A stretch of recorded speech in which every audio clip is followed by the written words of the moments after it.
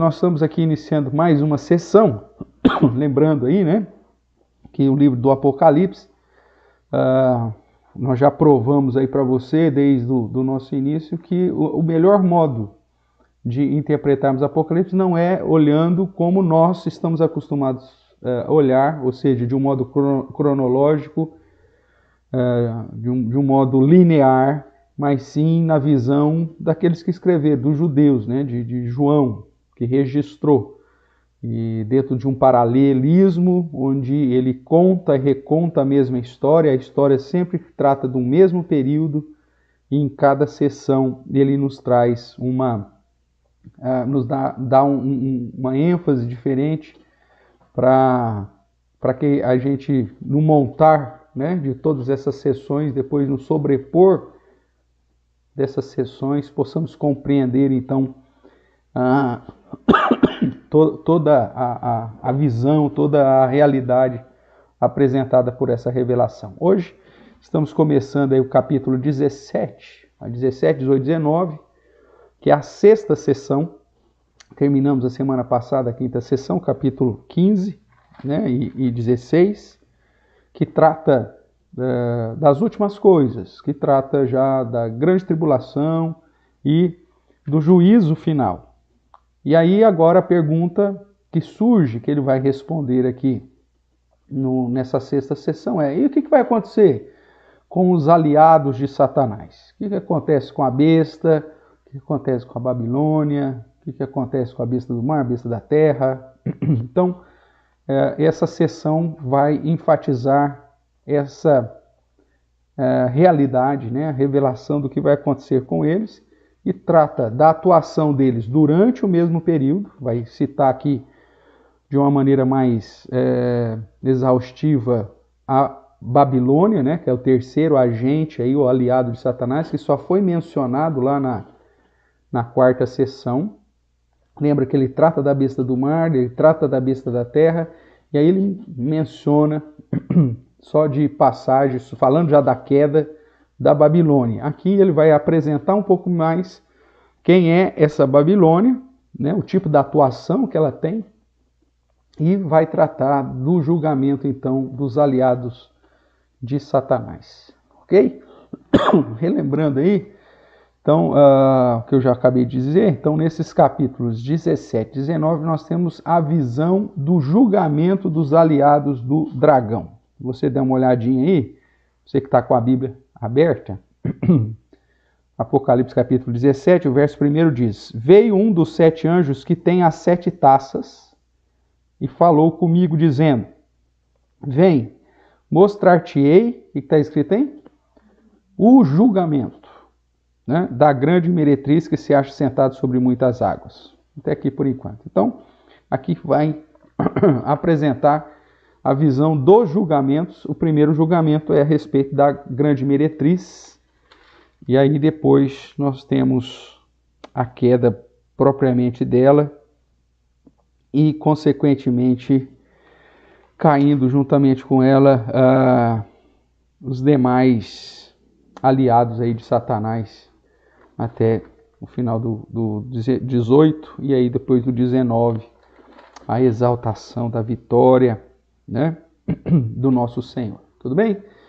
E ainda resta a última sessão, que vai tratar praticamente de Satanás, né? Aqui fala dos aliados, o julgamento dos aliados e dos ímpios, e na outra sessão o foco é um pouquinho mais sobre a ação de Satanás, tá bom?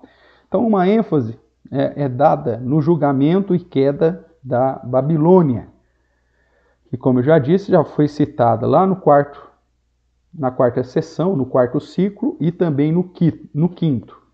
Porém agora, irmãos, ela nos é apresentada aí de um modo mais claro, né, com alguns detalhes da sua atuação. Nós sabemos, segundo já aquilo que estudamos, que Satanás, após a primeira vinda de Cristo, né, foi expulso dos céus, principalmente depois da vitória de Cristo na cruz.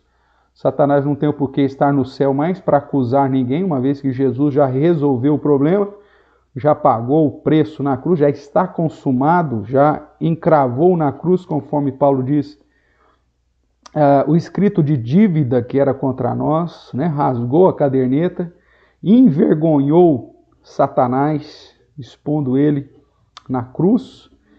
E por isso, então, nós temos a descrição de que Satanás foi expulso dos céus com seus anjos para vir perseguir a igreja. E ele, então, arregimenta aí aliados para perseguir os descendentes da mulher, lembrando que a mulher inicialmente é foco da igreja, meretriz, né, a prostituta, então, a Babilônia, e aí você tem ainda a outra figura que vai aparecer e a gente vai trabalhando aqui, tá bom? Vamos relembrar de um modo geral o que nós vimos, né, sobre a besta do mar. Então, desses aliados de Satanás, a besta que emerge do mar é o poder governamental, político, bélico, econômico do mundo, né? E vai resultar na a personificação do anticristo. Então, a figura daquele que vem aí para assumir o controle ou domínio governamental, né? Apesar disso aqui ainda ser uma situação cheia de possíveis interpretações, mas uma vez que Daniel nos fala, né, sobre o homem da iniquidade, Paulo em Tessalonicenses fala desse homem da iniquidade, então, e Apocalipse nos dá esse indicativo, na somatória nós então vemos que desse aliado de Satanás existe a personificação do anticristo. É obviamente que esse anticristo, durante todo esse período, várias pessoas assumiram essa figura do anticristo. O próprio João, o apóstolo João, na escrita das suas cartas, fala que existem vários anticristos e que desde o primeiro século o anticristo já está no mundo, né? Então é uma sucessão e aí provavelmente você tem várias pessoas que acabam assumindo essa função de anticristo em determinado momento da história porque está servindo a Satanás, é um aliado de Satanás dentro da situação governamental, tá bom? Do poder governamental. A besta que emerge da terra é o poder religioso falso, né? Filosófico, que também contra Cristo. Nós vimos que ele procura ter a aparência do cordeiro, mas o ensinamento, as palavras, o espírito é de Satanás, é do dragão, né? E aqui justamente dessa situação surge o falso profeta, né? Que de tempos em tempos vai surgindo aí com todas as falsas religiões, com toda religião que despreza a Bíblia como única regra de fé e prática, que despreza Jesus Cristo como o Messias, como aquele que veio em carne, o Deus encarnado, né? Então, por mais bonito que seja qualquer outra religião, que pregue o amor, que pregue isso, que pregue aquilo, é a aparência do cordeiro, porém com o ensinamento de Satanás, que é o dragão. E o terceiro aliado, que nós já vimos alguma coisinha no quarto e no quinto ciclo, na quarta e quinta sessão, é mostrado aqui como a Babilônia, que é aquela que embriaga, que assedia os homens e cuja queda é sempre apresentada como algo certo, né? Nós já vimos lá no capítulo 14, na quarta sessão, já no verso 8, dizendo, né, caiu a grande Babilônia, que tem dado a beber a todas as nações do vinho da fúria da sua prostituição. Então, na quarta sessão, na quinta sessão, já é mencionado sobre a Babilônia como algo que já vai ser destruído por Deus, que está relacionado à questão da embriaguez, da prostituição, da impureza, né? E aqui agora nós vamos ver a descrição dela e como que ela atua, de certa forma, aí no mundo. Então, nessa sessão, como nós já dissemos, a Babilônia nos é apresentada em detalhes. Vamos ler, então, no capítulo 17, que nos apresenta de uma maneira aí mais viva sobre a descrição da grande meretriz. Eu vou ler, os irmãos acompanham a leitura que farei aí do capítulo 17, portanto, de Apocalipse. Ok? Está aberto aí? Então acompanhemos.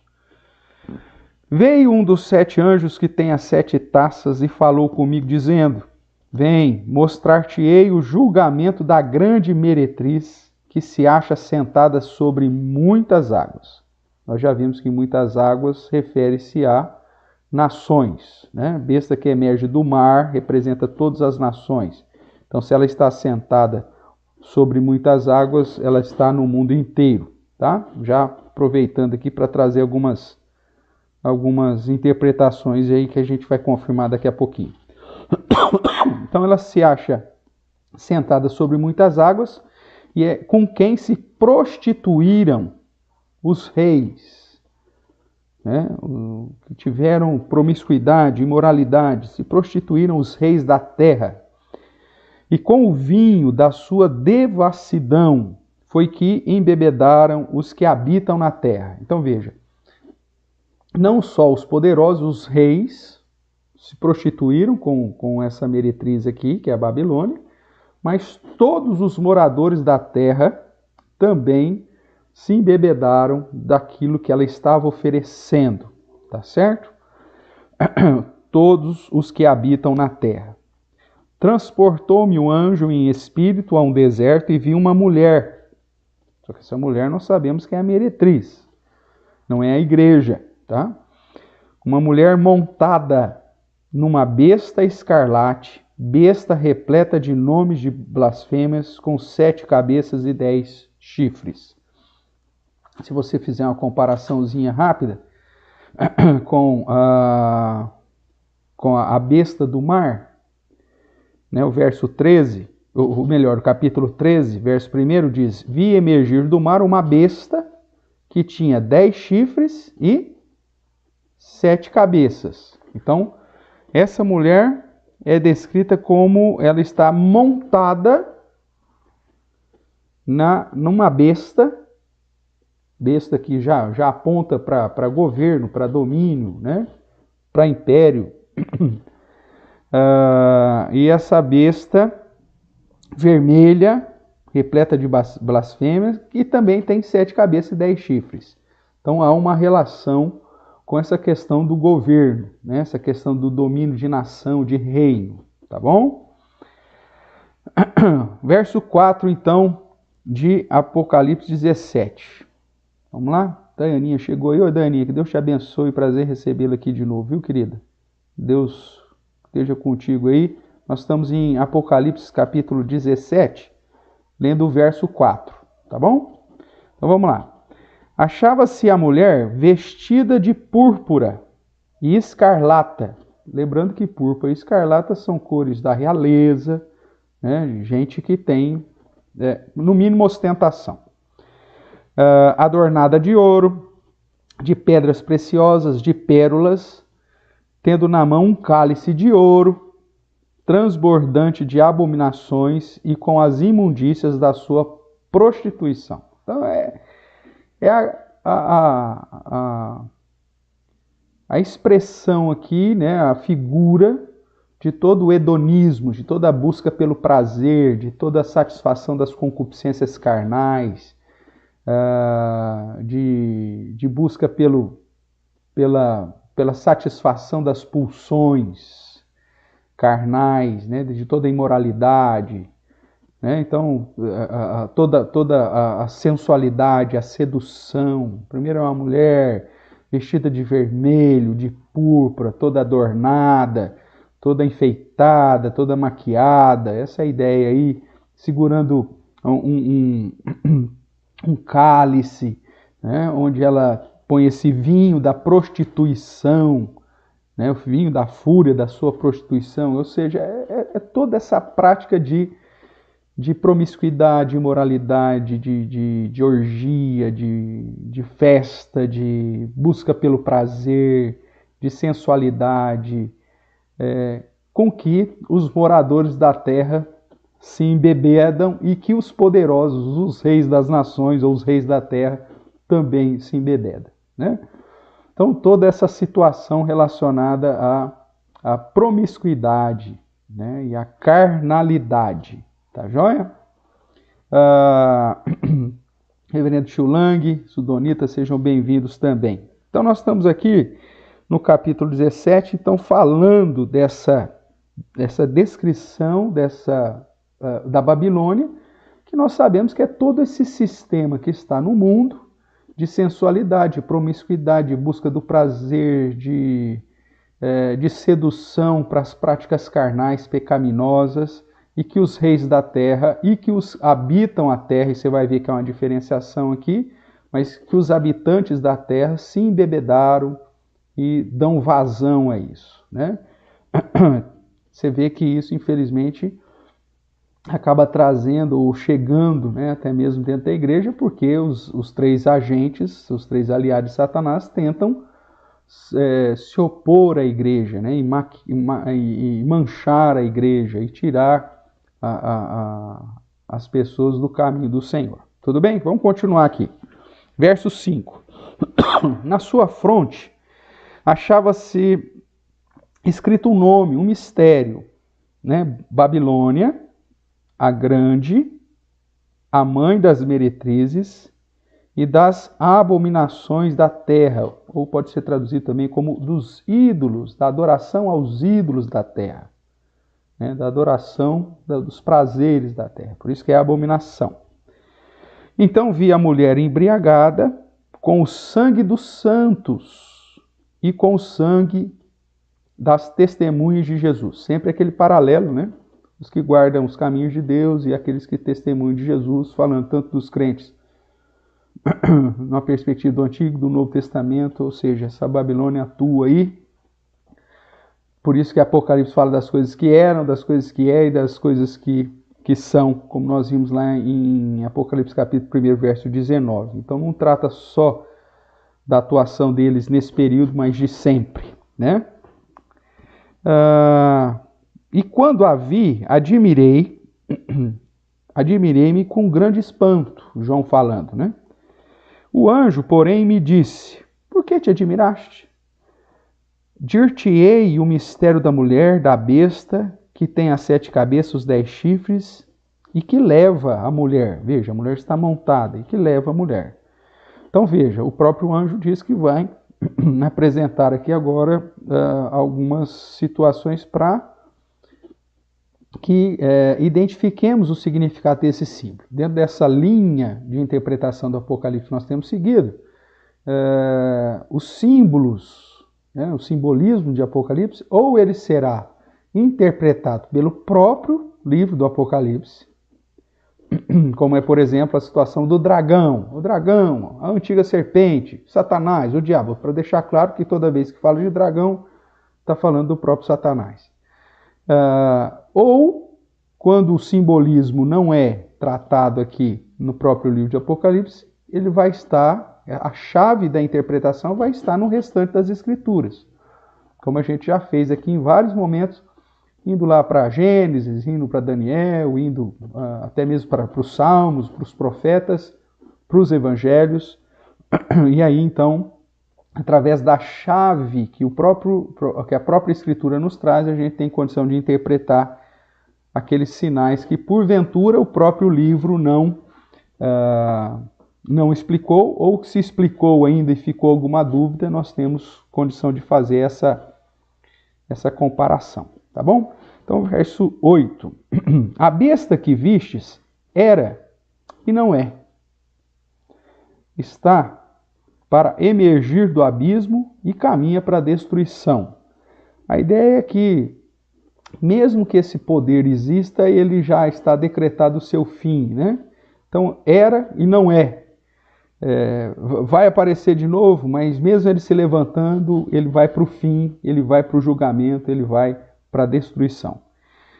E aqueles que habitam sobre a terra, cujos nomes, presta atenção agora aqui nesse verso, aqueles que habitam sobre a terra, cujos nomes não foram escritos no livro da vida desde a fundação do mundo, se admirarão, vendo a besta que era e não é, mas aparecerá. Então toda essa manifestação, essa ascensão de domínios, né, com poder, com tal, aqueles que não são de Cristo que não são os santos e não estão contados entre as testemunhas de Jesus, ou cujos nomes não estão no livro da vida antes, né, da fundação do mundo, ou desde a fundação do mundo, ou como Paulo vai dizer, antes da fundação do mundo, essas pessoas vão ficar admiradas, né, com essa questão da ascensão de um novo poder, de toda a ostentação desse poder, de depositar a confiança nas novas lideranças que surgem e tal, e aí vai passar o tempo e a gente vai ver que é tudo farinha do mesmo saco, né? Porque não está no governo, não está no sistema governamental, no sistema econômico, seja lá o que for, a nossa redenção, irmãos. Não está na besta do mar, seja ela quem for, né, ou nessa figura do anticristo que se levanta aí durante a história, a solução. Mas aqueles que não são salvos, aqueles que não são eleitos, isso vai ficar claro depois lá no verso 14, os não eleitos, por isso a salvação é pautada na eleição de Deus, é algo determinado por Deus, né? A gente trabalhou isso recentemente aí nas devocionais que mandamos todos os dias para vocês lá no grupo. Então esses que não estão separados por Deus desde a fundação do mundo, eles se admirarão, né? Eles admirarão vendo a besta que era e não é, mas aparecerá. Então essa questão do levantar de novas lideranças, novos governos, novos nomes, né, que a gente pensa, poxa, esse aí vai resolver o problema. Não vai. Verso 9. Aqui está o sentido que tem sabedoria. As 7 cabeças são 7 montes, nos quais a mulher está sentada. E são também 7 reis. Então ele vai trazer mais alguns simbolismos. É lógico que a gente não pode perder na sequência da interpretação, inclusive dos símbolos, que tinha que fazer, de certa forma, sentido para os destinatários iniciais. Apocalipse foi escrito para os crentes das 7 igrejas da Ásia Menor. Então, esses sinais têm que fazer sentido para eles, né? Então, não adianta a gente pensar numa situação que é extremamente diferente para eles, porque senão Deus faria como falou para Daniel. Daniel, isso aqui é coisa lá do fim, então isso aqui você não se preocupe, né? Você só escreve essa revelação aqui, mas isso aqui, você não vai nem viver isso aqui. Se tivesse alguma situação semelhante a essa em Apocalipse, Deus faria como fez a Daniel. Como não tem, então as mensagens de Apocalipse têm que fazer sentido também para os destinatários iniciais. Tudo bem? Nós vamos, é lógico, apresentar aqui algumas possibilidades para os irmãos na sequência do estudo, mas não perdendo de vista esse critério de interpretação que tem que fazer significado também para os destinatários primários. Como também aponta para uma questão passada, presente e futura, né? E que aí na somatória disso, usando as chaves da própria Escritura e do próprio Apocalipse, nós vamos interpretar os simbolismos. Então, diz no verso 9 que as 7 cabeças dessa besta que foi dita aqui seriam 7 montes. Isso é interessante porque, historicamente, desde o mundo antigo, né, desde os dias que foi escrito o Apocalipse, você tem pelo menos 3 cidades que foram construídas sobre 7 montes. O próprio Jerusalém é uma delas. A Babilônia era outra. Constantinopla, Roma, e uma que está fora talvez do contexto aí, mas, né, porque é uma situação mais nova na perspectiva histórica, mas Lisboa também, né? E se você quiser brincar mais um pouquinho, eu não sei que agora, depois você dá uma pesquisada na internet, mas eu não sei se é Uberaba ou Uberlândia também tem 7 montes. Então, é uma situação que você tem que tomar cuidado com esses simbolismos, tá bom? Mas diz que essas 7 cabeças são 7 montes, nos quais a mulher está assentada. Então essa mulher, ou aquilo que representa essa prostituição, né? Essa mulher meretriz que conduz os homens à prostituição, o símbolo dela está sentado aí sobre essa besta, ou sobre esses 7 montes, tá certo? Mas ela diz também que essas 7 cabeças são 7 reis, e diz, dos quais 5 caíram, ou caíram 5, um existe, e o outro ainda não chegou. Então, não chegou, obviamente, no período que foi escrito aqui. E quando chegar, tem que durar pouco.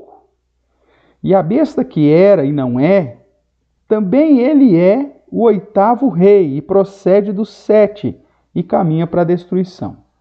A ideia aqui desse jogo de palavras, irmãos, a ideia é mostrar que o poder governamental, ele está todo atrelado, e seja lá quem sobe, quem desce nessa apresentação de domínio, de poder, ele está sendo cavalgado pela prostituição, pela Babilônia. A mulher está sentada nela, né? Então, de um modo geral, é isso que a gente tem. Depois nós temos, como eu já disse, nós vamos apresentar aqui algumas possibilidades, né, que talvez seja divulgada aí, pelo menos para você entender, conhecer, ou talvez tirar dúvida. Mas o foco que eu quero te dar é que, quando se fala dessa besta de 7 cabeças, 10 chifres, está falando dessa ascensão e queda, dessa mudança de domínio, de poder, de governo, mas que na verdade é tudo farinha do mesmo saco. Era e não é, e vai vir de novo, mas já vem para a destruição. Ou seja, é simplesmente a dança das cadeiras, tudo bem? Mas dentro do domínio de Satanás, e que está debaixo aí do domínio de Satanás. Se eu não estiver sendo claro aí, nós vamos trabalhar um pouquinho depois aí com os slides, mas por favor, você coloca aí no chat, tá bom? A gente vai respondendo. 12. Os 10 chifres que viste são 10 reis. As 7 cabeças são 7 reis, e os 10 chifres também são 10 reis, ou autoridades, uma questão que pode ser traduzida. Os quais ainda não receberam reino.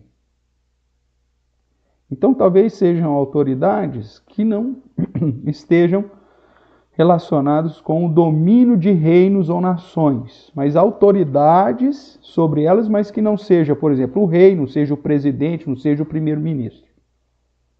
Uma possibilidade. Mas que esses 10 vão vir mais perto do fim, é o que ele vai dizer. Esses 10 chifres que viste são 10 reis, os quais não receberam reino, mas recebem autoridade como reis, com a besta, durante 1 hora.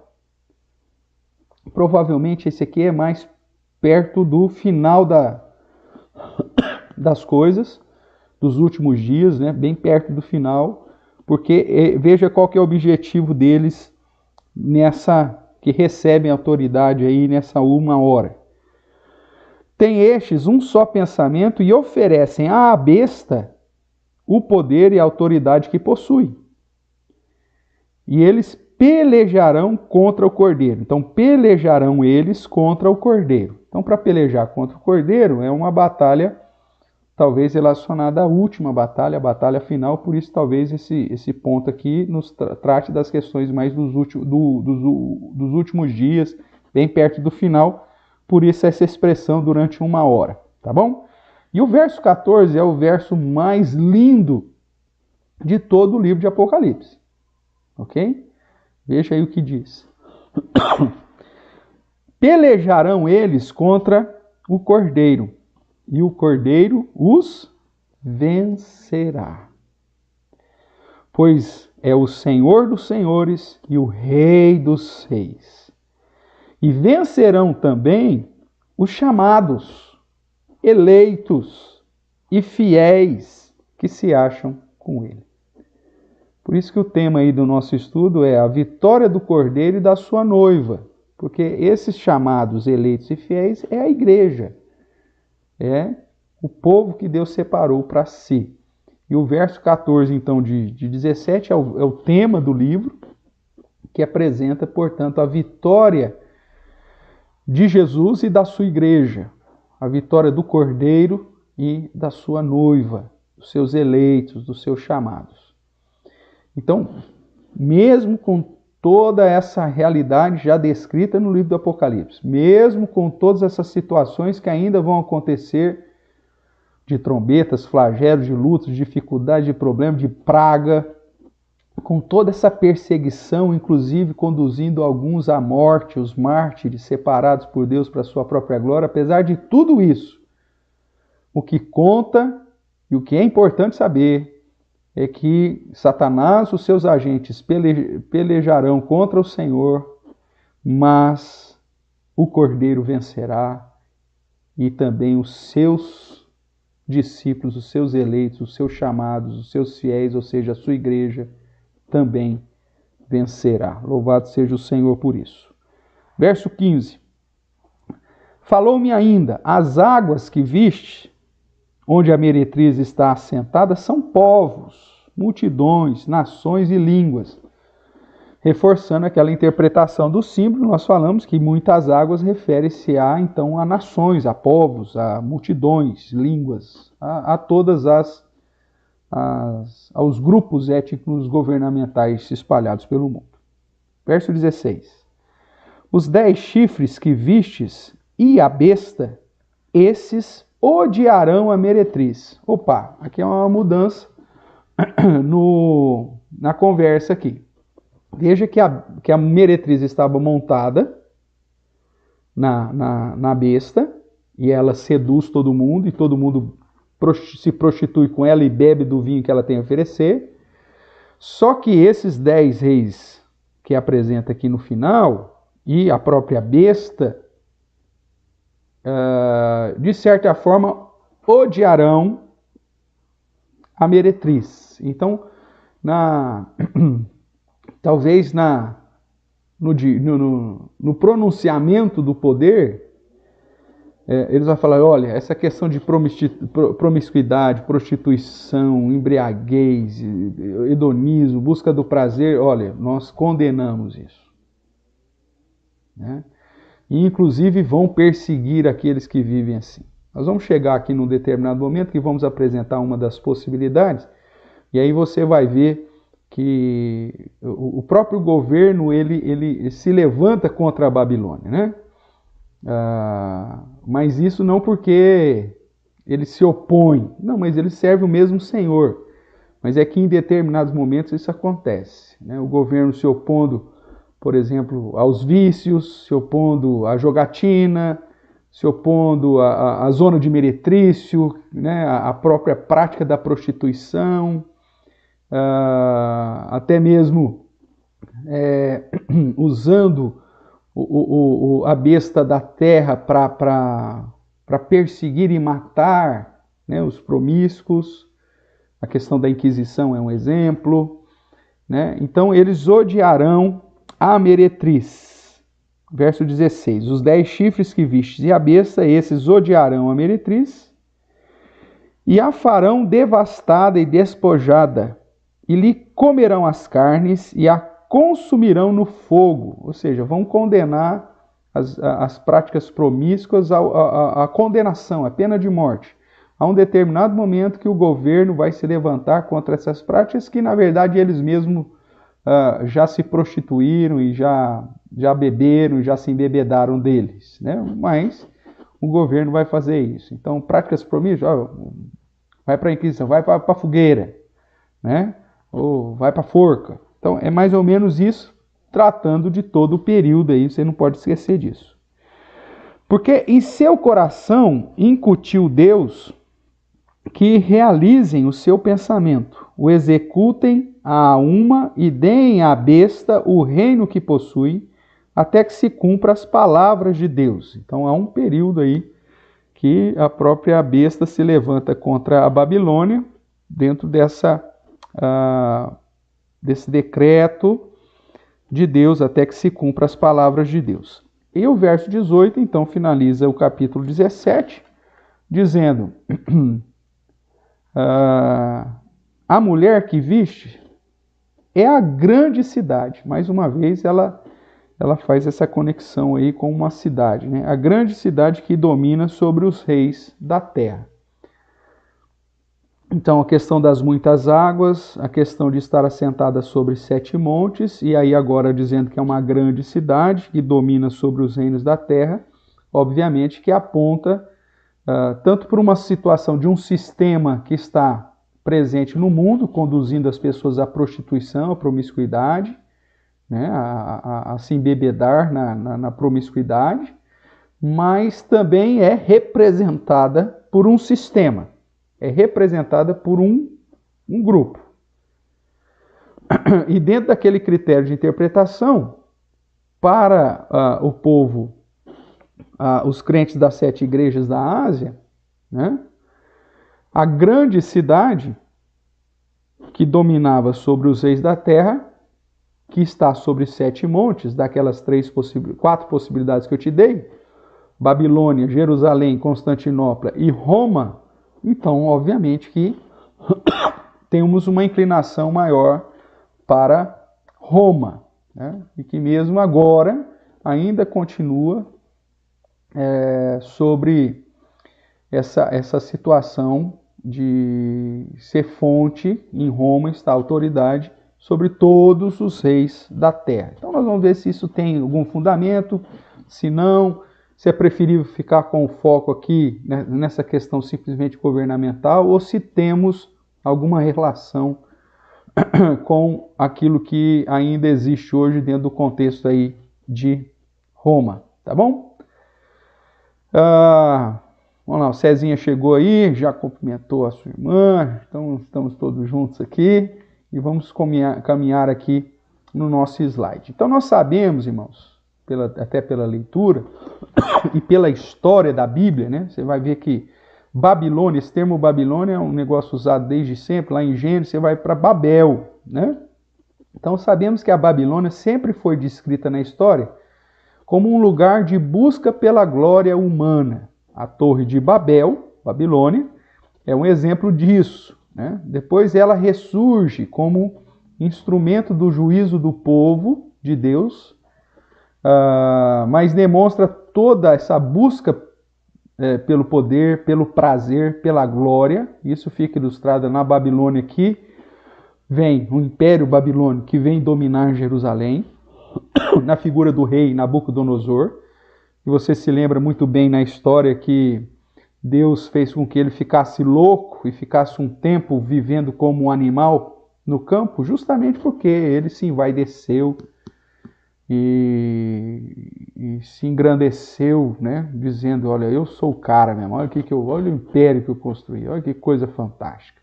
Então Babilônia é sinônimo dessa ostentação, dessa busca pelo prazer, dessa promiscuidade, dessa sedução, desse hedonismo, dessa busca pela glória humana, do sucesso, da fama, de colocar o seu nome na história.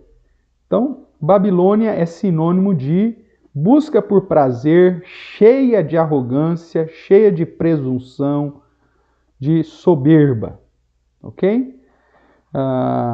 E como sinônimo de tudo isso, então aponta para todo mundo caído, né? Esse mundo que está aí escravo das práticas promíscuas, das práticas de prostituição, de imoralidade, de sodomia, né?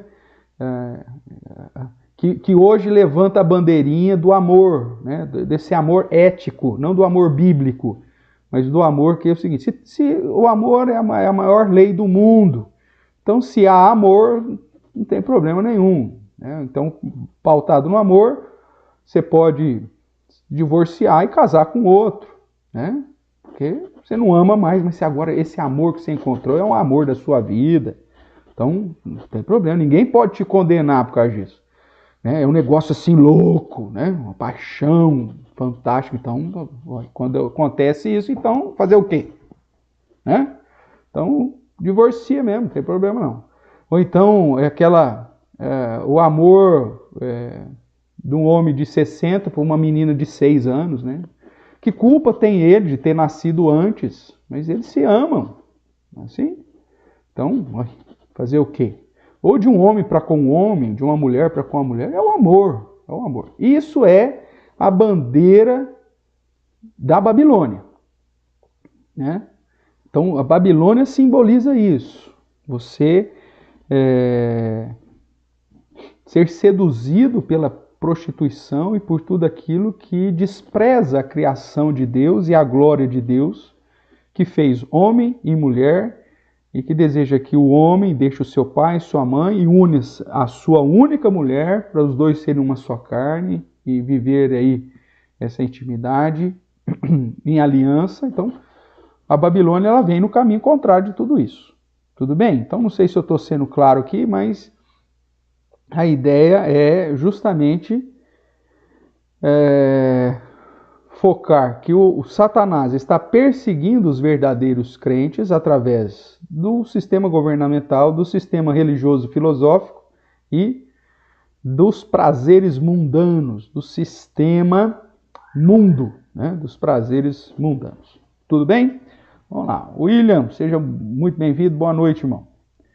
Vamos lá. Babilônia, então, a meretriz. Nós lemos aí já Apocalipse 17 e nesses primeiros 6 versos nós vemos então que um anjo convida João para apresentar o julgamento da Babilônia, que é descrito aqui como uma meretriz, como uma prostituta. Por quê? Porque ela seduz, ela é sensual, ela te conduz a satisfazer os desejos da carne, as pulsões, né, a buscar o seu prazer. Então, ela é o sinônimo desse desejo, dessa inclinação carnal de um homem caído. O anjo descreve essa mulher, né, essa prostituta, como estivesse assentada sobre muitas águas. Aí nós já vimos no verso 15 que essas muitas águas é justamente povos, multidões, nações e línguas. Ou seja, essa meretriz ela está presente em todo o mundo. A questão da promiscuidade, a questão da prostituição, da imoralidade, está presente em todas as nações, em todos os lugares, em todos os grupos, em todos os povos, em toda a nação, em toda a língua. Então, a meretriz, ou a Babilônia, é apresentada como sendo algo genérico, né, ou geral, está presente no mundo todo. Tá certo? É o sistema de busca pelo prazer e da glória humana, da ostentação humana. Nós vimos aqui, ainda no verso 2, que com esta Babilônia, com essa mulher, com essa prostituta, se prostituíram os reis da terra.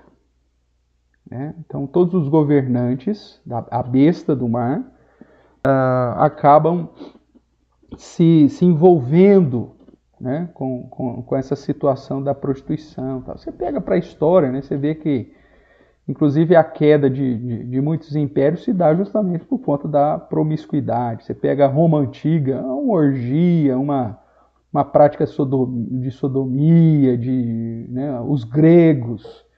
Você assiste aquele filme Alexandre o Grande lá, você vê que os caras são tudo, né, do outro lado. Né? Para eles é corta dos dois lados, como diria aí os mundanos. Né?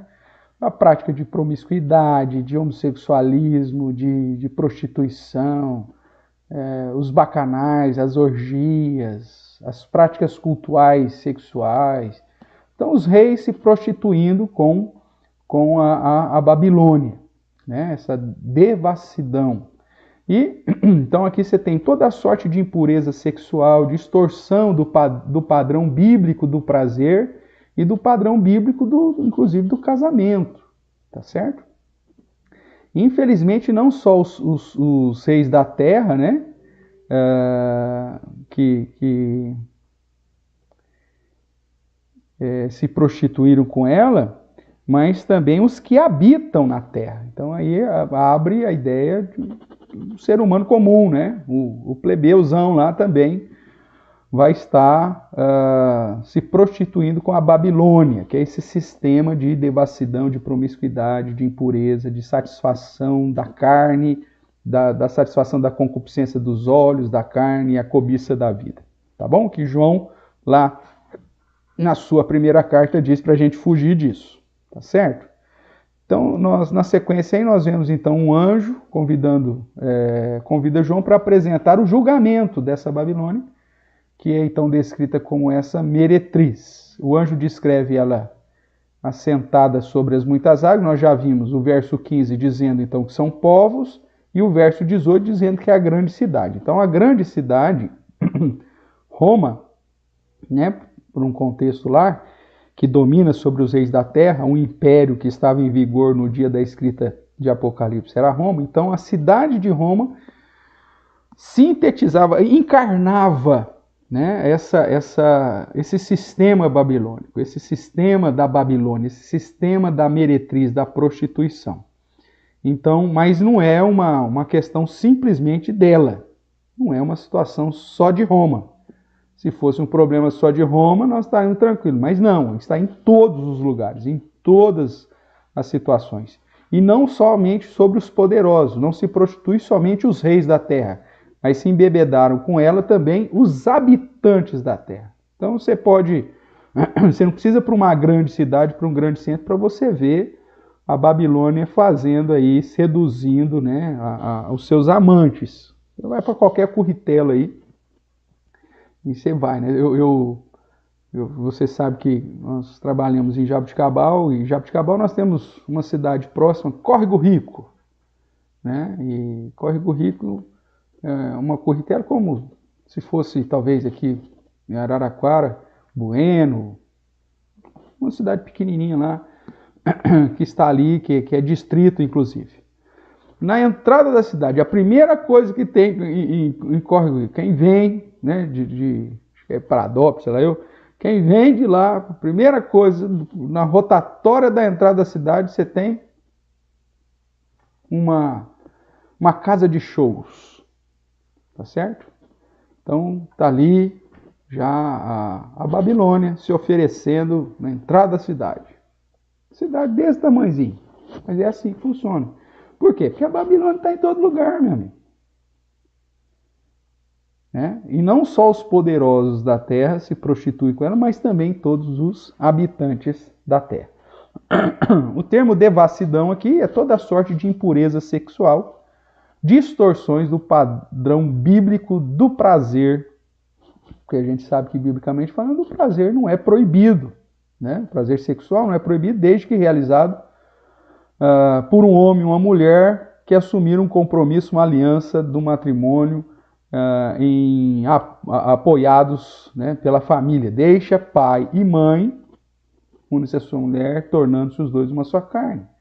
A própria palavra de Deus diz para os crentes, né, viverem a vida conjugal, satisfazendo uns aos outros. Né? Paulo vai dizer isso lá em 1 Coríntios, que o homem não tem poder sobre o seu próprio corpo, a mulher tem poder sobre o corpo do marido, e da mesma forma o marido não tem poder sobre... A mulher não tem poder sobre o seu próprio corpo, e sim o marido, para suprirem, satisfazerem uns aos outros. Então o prazer não é proibido. Dentro da Igreja Católica, o prazer é proibido. O sexo na Igreja Católica é só para procriação. Então, se você conhece algum católico que usa pílula anticoncepcional ou preservativo, menos casados, como meio para evitar aí a gravidez, eles deveriam ser disciplinados, porque a Igreja Católica não aceita isso. Na Igreja Católica, o sexo ele só pode ser realizado dentro do contexto do casamento para procriação.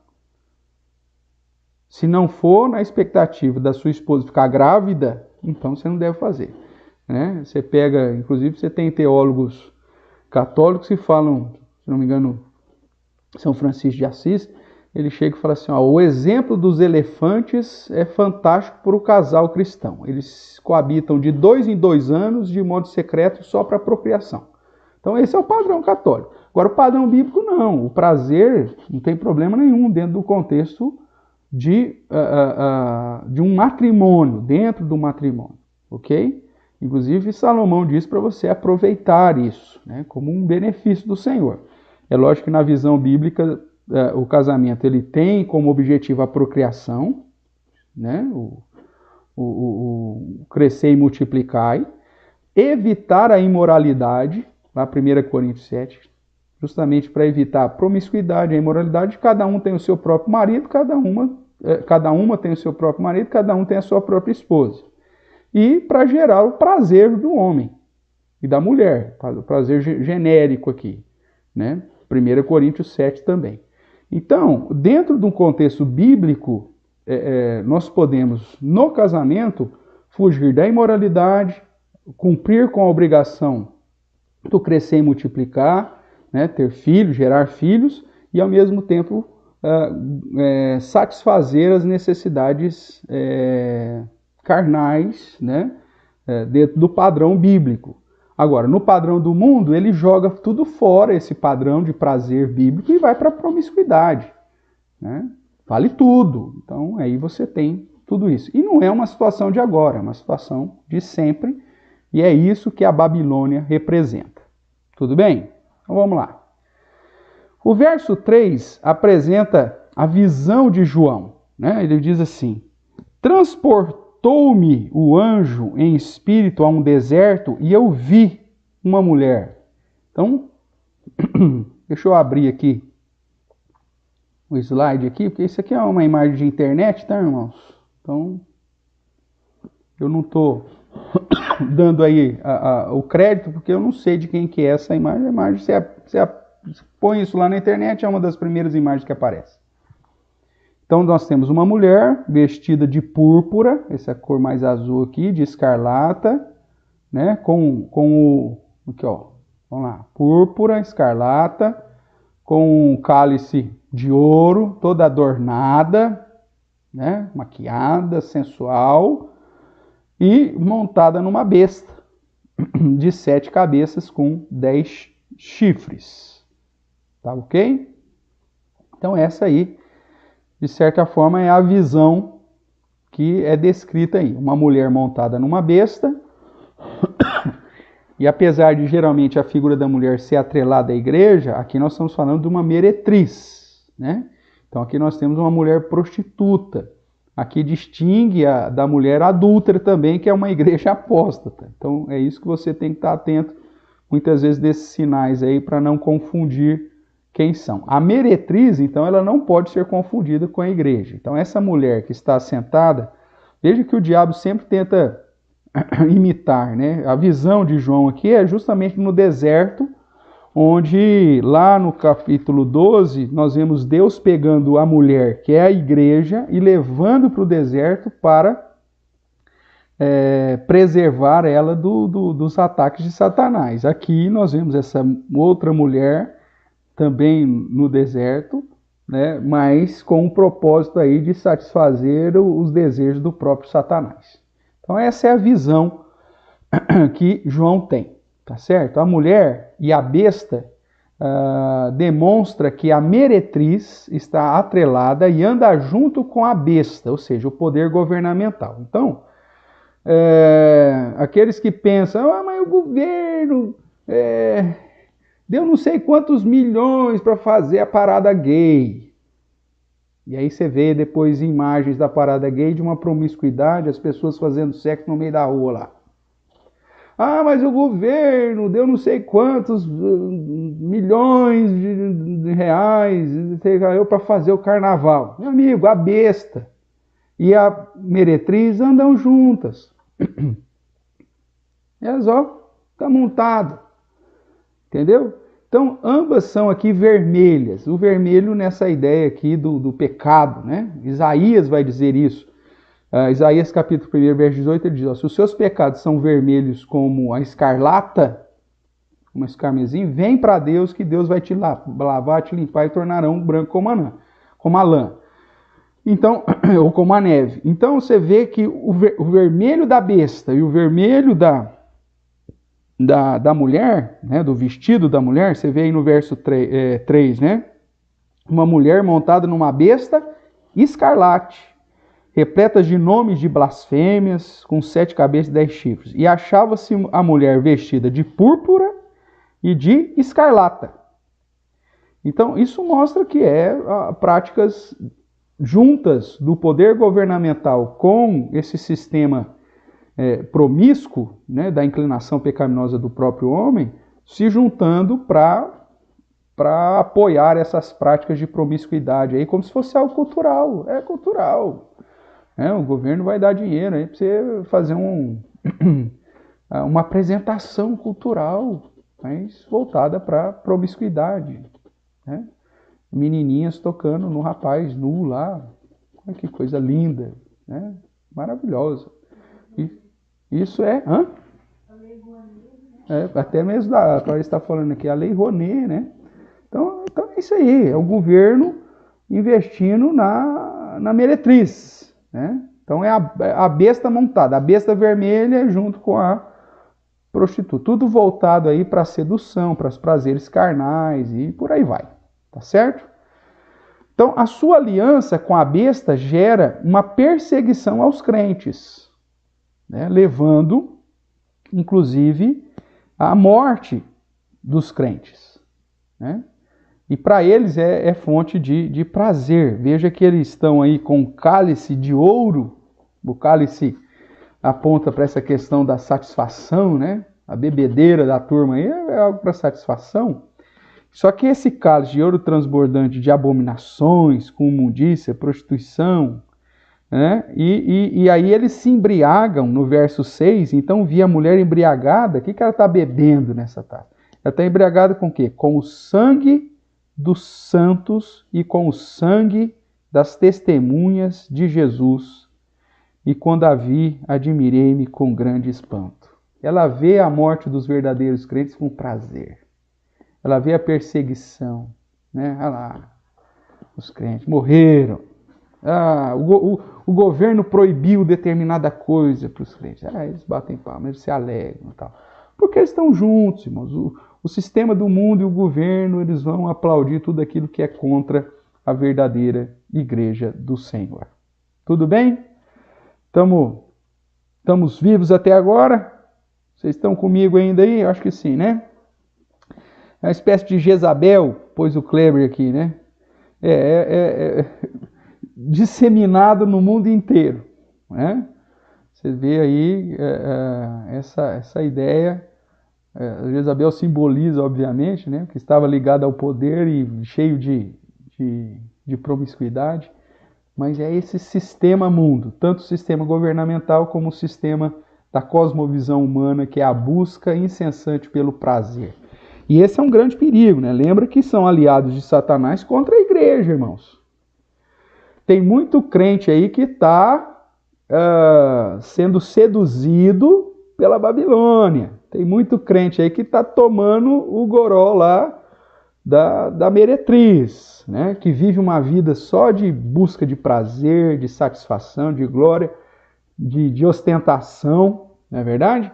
Às vezes no aniversário, na festa do aniversário, compra bebida, tal, contrata isso, contrata aquilo, faz uma festa de, sei lá, aniversário do filho, ou de casamento, de 15 anos, sei lá, bebedeira, gasta dinheiro com bebida, com não sei o quê, traz dançarina, contrata gente para fazer show, para o povo dançar, beber numa alegria. Cuidado, meu amigo, você está sendo seduzido aí, né? E às vezes o cara gasta uma grana violenta nisso, rapaz. Aí você olha e fala para a obra missionária ou para a plantação da igreja, ou para a manutenção da obra, né? Aí você vê assim, não tem, infelizmente, agora eu não posso. Eu gastei muito com a festa do Juninho. O Juninho fez 18 anos, eu fiz uma festança pro Juninho, e agora eu não posso. Entendeu? Cuidado, tem muito crente entrando nesse caminho, né? O foco eu quero comprar o iate, eu quero comprar uma casa não sei na onde, eu quero tudo para prazer, tudo né, para ostentação. Não, nós vamos lá, vamos comprar uma ilha em Angra dos Reis. Mas o que é? Para fazer acampamento dos adolescentes? Não, pelo amor de Deus, não quero nem que passe perto de ninguém da igreja. É lá, eu só vou levar os meus amigos. E aí eles me presenteiam com os uísques, me presenteiam com tudo. Sedução, né? Da Babilônia. Tem crente que tem altarzinho para Babilônia dentro de casa, não é verdade? Só o que ele tem de pinga e de uísque, de bebida no barzinho dela em casa, se você somar o valor disso aí, ultrapassa muito tudo aquilo que ele já investiu, por exemplo, para a manutenção da obra missionária do Senhor. Cuidado, hein, meu amigo? Aplique aí, né? Vamos lá, a Júlia tá... Vamos ver aqui que o pessoal aqui, ó. Estamos juntos assistindo o estudo. Eu, Suzana, Kétio e Paulinho da Governo. Olha isso aí, meu amigo. Tá certo, César. Deus abençoe aí, todo mundo de máscara. Tá certo? Deus abençoe aí.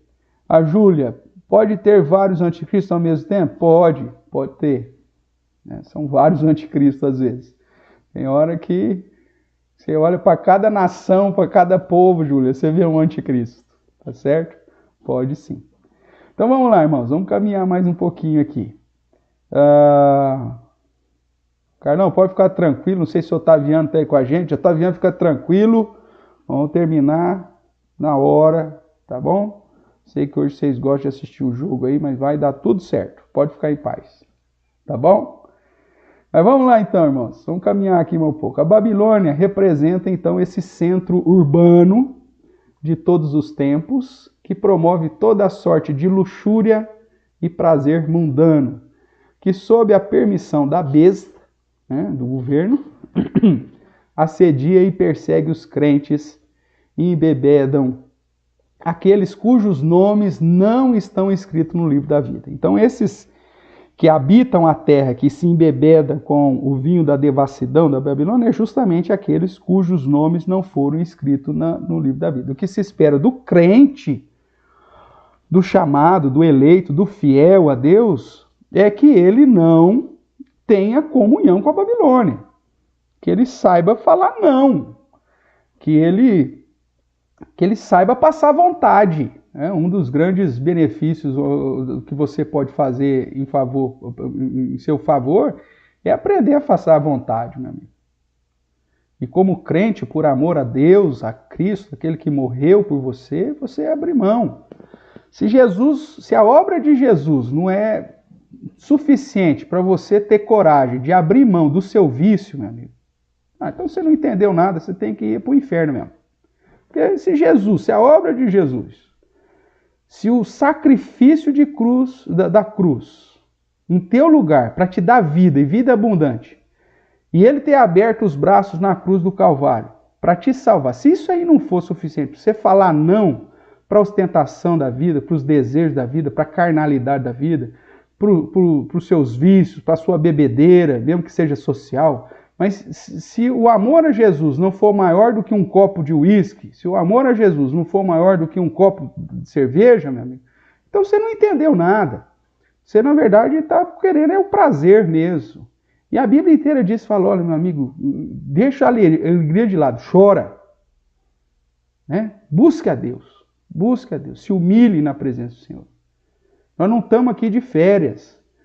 Esse mundo é só uma peregrinação, irmãos, que a gente vai ter que abrir mão de algumas coisas.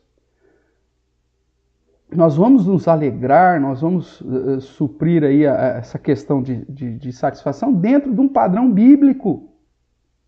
Alegre-se com a sua esposa, com o seu esposo, né? Faça do seu casamento um ambiente que glorifique a Deus e que ao mesmo tempo seja um lugar de alento para você.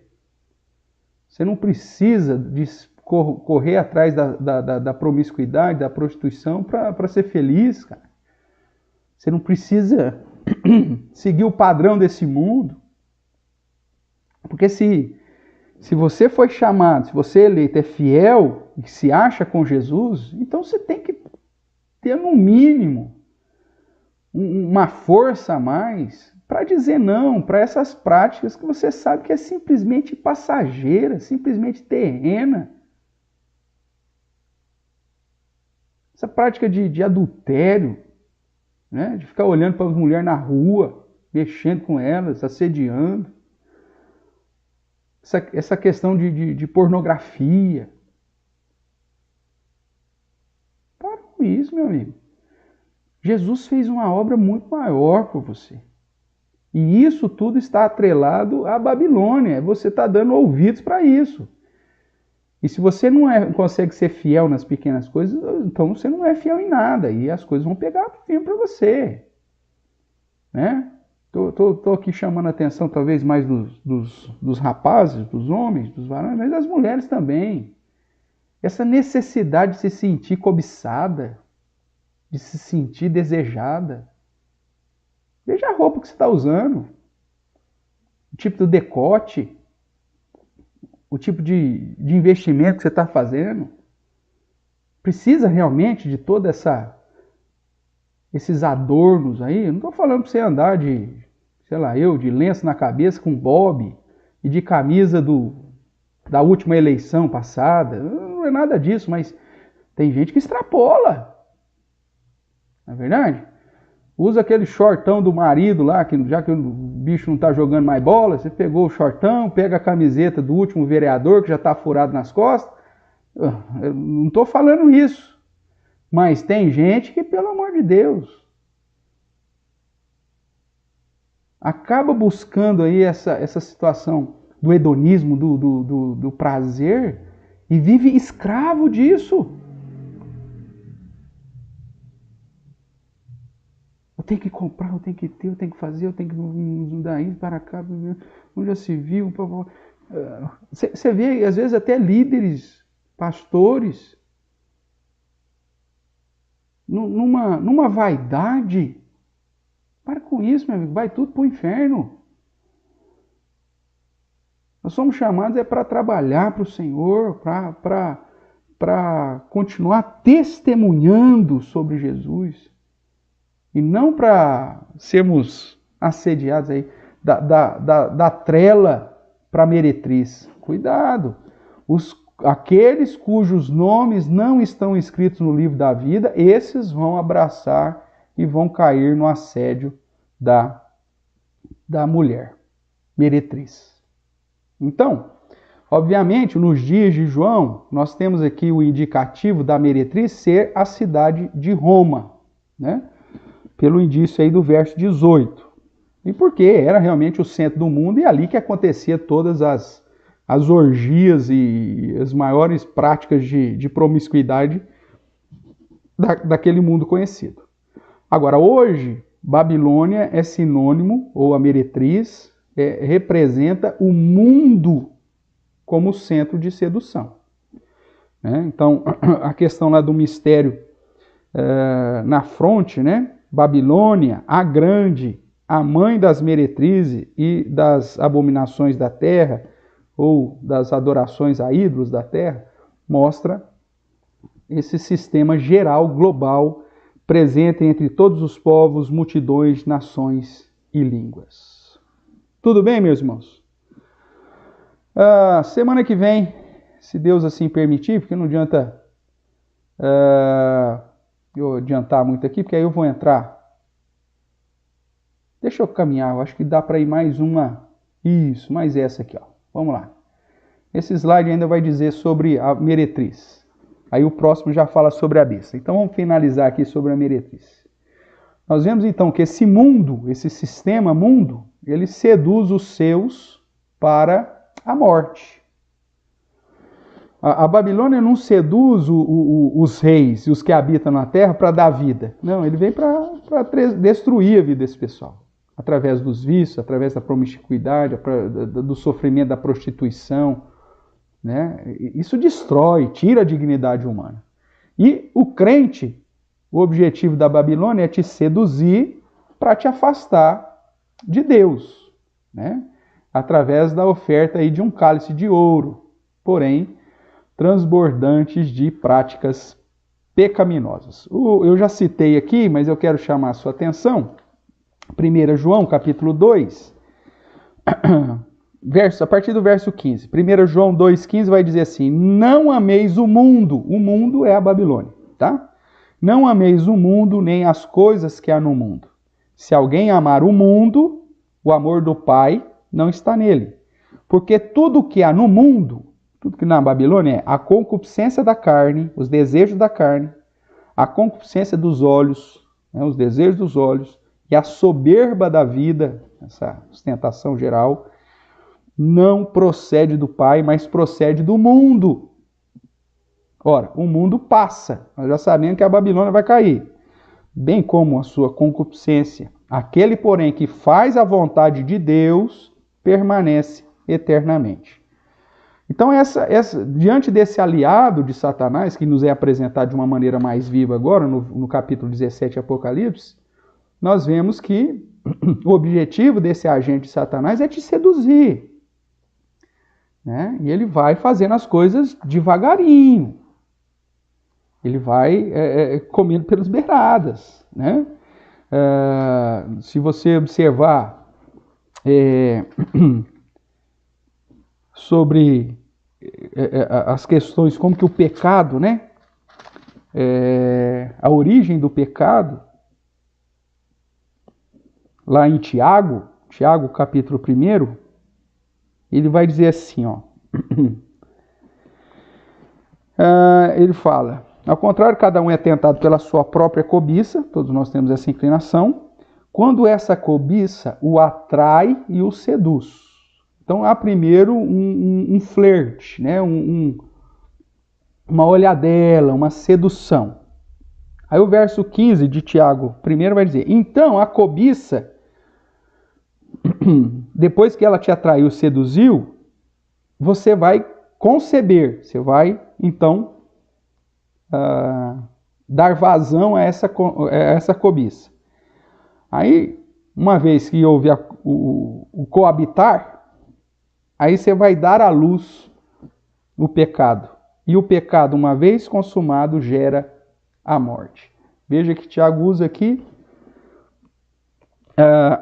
um contexto justamente de uma sedução de uma mulher. Ela te atrai, te seduz, ela faz você sentir essa cobiça até cair, aí ela engravida, dá à luz ao desejo, e aí esse desejo, depois que deu à luz, o pecado. O pecado, ao invés de gerar vida, meu amigo, gera morte. Então, esse é o sistema.